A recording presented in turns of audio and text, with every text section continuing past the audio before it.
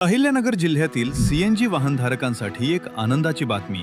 आता CNG cylinder hydro टेस्टिंगसाठी नाशिक, पुणे किंवा इतर शहरांमध्ये जाण्याची गरज नाही. संगमनेरमध्ये सुरू झाली आहे श्री नक्षत्र सीएनजी हायड्रो टेस्टिंग लॅब. अत्याधुनिक यंत्रसामग्री, प्रशिक्षित तज्ञ, जलद सेवा आणि सरकारी मान्यता प्राप्त हायड्रो टेस्टिंग. तुमच्या सीएनजी सिलेंडरची संपूर्ण तपासणी, हायड्रो टेस्ट, वॉल्व्ह तपासणी, साफसफाई आणि आवश्यक प्रमाणपत्र हे सर्व आता एकाच ठिकाणी. श्री नक्षत्र CNG hydro testing lab, Sangamner. तुमच्या सुरक्षिततेसाठी आमची जबाबदारी.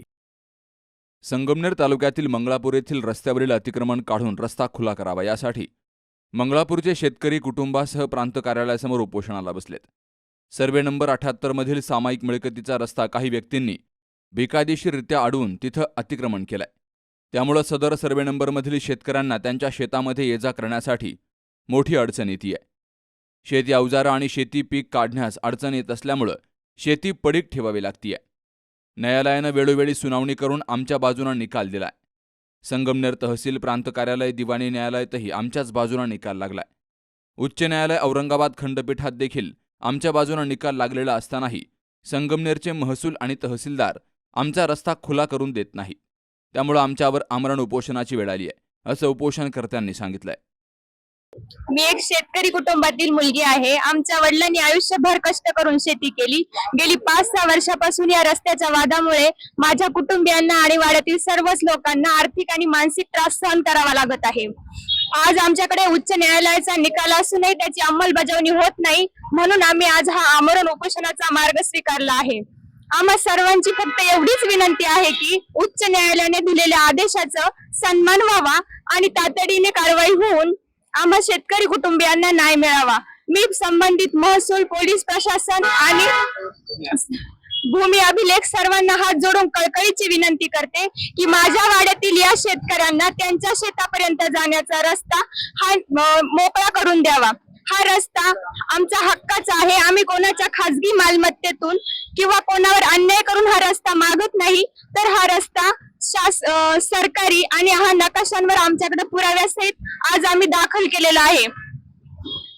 आज इथे जमलेले कितीतरी शेतकरी कुटुंब अशी आहेत की त्यांची शेती फक्त त्या रस्त्याशी निगडीत आहे. मग तुम्ही सांगा, तुम्ही जर त्यांच्या आज शेतावर येऊन बघितलं तर गेली 5-6 वर्षापासून त्यांची शेती पडीक पडली आहे. त्या शेतात बाबी उगवल्या आहे. तुम्ही सांगा त्यांनी कसा करायचा उदरनिर्वाह? आम्ही संघर्ष करत नाही, आम्हाला संघर्ष करायचाही नाही. आम्हाला फक्त आमच्या हक्काचा कायदेशीर रस्ता हा हवा आहे. जोपर्यंत आम्हाला आमचा हा हक्क भेटत नाही तोपर्यंत आम्ही हे आमरण उपोषण सोडणार नाही, असं आम्ही ध्यास घेतला आहे. आणि मला मोठा प्रश्न पडतोय, आज आमच्याकडे उच्च न्यायालयाचा निकाल असूनही जर अंमलबजावणी होत नाही तर न्याय व्यवस्था मोठी आहे की प्रशासन? नमस्कार, आम्ही मंगळापूर येथील सर्वे नंबर 78 मधील समायकी रोड संदर्भात आज इथे उपोषण करत आहोत. या उपोषणाचा संदर्भ असा आहे की आम्ही तहसीलदार यांचा आमच्या बाजूने रोड संदर्भात आदेश झालेला आहे, प्रांत यांचा आदेश झाला आहे, सत्र न्यायालयाचा आदेश झाला आहे, त्यानंतर जिल्हा न्यायालयाचा आदेश झाल्यानंतर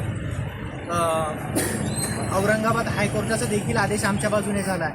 या आदेशाच्या सर्व प्रक्रियेसंदर्भात तहसीलदार साहेबांना ऑलरेडी या सर्व गोष्टींच्या कल्पना दिल्या, त्यांना सर्व निकाल त्यांना आम्ही दाखवलेले आहेत.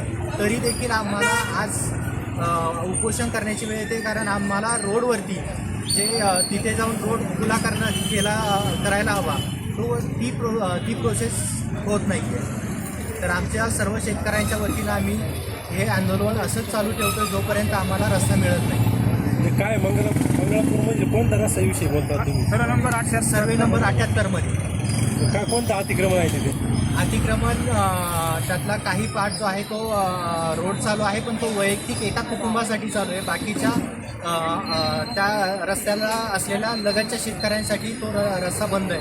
तो रस्ता वापरण्याचा प्रयत्न केला तर तिथे समोरची पार्टी भांडण करते. किती वर्षापासून हा रस्त्याचा वाद चालू आहे? हा रस्त्याचा वाद गेली 5 वर्षापासून चालू आहे. मग सध्या तुम्ही कुठे येऊन जाऊन करता? आमची शेती खाटी पडीक पडलेली आहे. अर्ज दाखल केलेला आहे. त्या अर्जावरती अजून कोणतीही प्रकारची कार्यवाही झालेली नाही. आतापर्यंत निकाल लागला तुमच्या बाजूने लागला का तुमच्या विरुद्ध लागले? आमच्या बाजूने लागलेले सर्वच्या सर्व. मग तरी समोरचा व्यक्ती रस्ता खाली करत नाही करत, आणि प्रशासन देखील रस्ता खुला करण्यासाठी आम्हाला सपोर्ट करत नाही. नाव सांगा. माझं नाव अमोल सूर्यभान पवार. या आमरण उपोषणामध्ये रतन रावसाहेब पवार, हिरा भास्कर पवार, मीना भाऊसाहेब पवार, कांताबाई सूर्यभान पवार, वर्षा सुनील पवार, अशोक बजाबा पवार, भाऊसाहेब बापू पवार, सूर्यभान लक्ष्मण पवार, बाळकृष्ण पंढरीनाथ पवार, भास्कर बाळकृष्ण पवार, सीताराम देवबा पवार हे सहभागी झाले. जोपर्यंत शासन आमचा रस्ता खुला करून देत नाही तोपर्यंत आम्ही उपोषण सोडणार नाही, असा इशारा उपोषणकर्त्यांनी दिलाय. Sukhdev Gadekar, C news Marathi, Sangamner. मुळव्याध, भगंदर, फिशर, पायलोनायडल सायनस, बद्धकोष्ठता किंवा गुदविकार यासारख्या त्रासाने त्रस्त आहात का? वेदनादायक शस्त्रक्रियेची भीती वाटतेय? तर आता चिंता सोडा. जर्मनीतील अत्याधुनिक लेझर तंत्रज्ञान आता प्रथमच संगमनेरमध्ये डॉक्टर सोनाली सुशांत गीते यांच्याकडे उपलब्ध झालंय. 7 वर्षांचा प्रदीर्घ अनुभव, 1000 पेक्षा अधिक यशस्वी शस्त्रक्रिया. ठिकाण केएम हॉस्पिटल, विठ्ठल मंदिरासमोर, अकोले बायपास रोड, संगमनेर. संपर्क 90 677 95 189.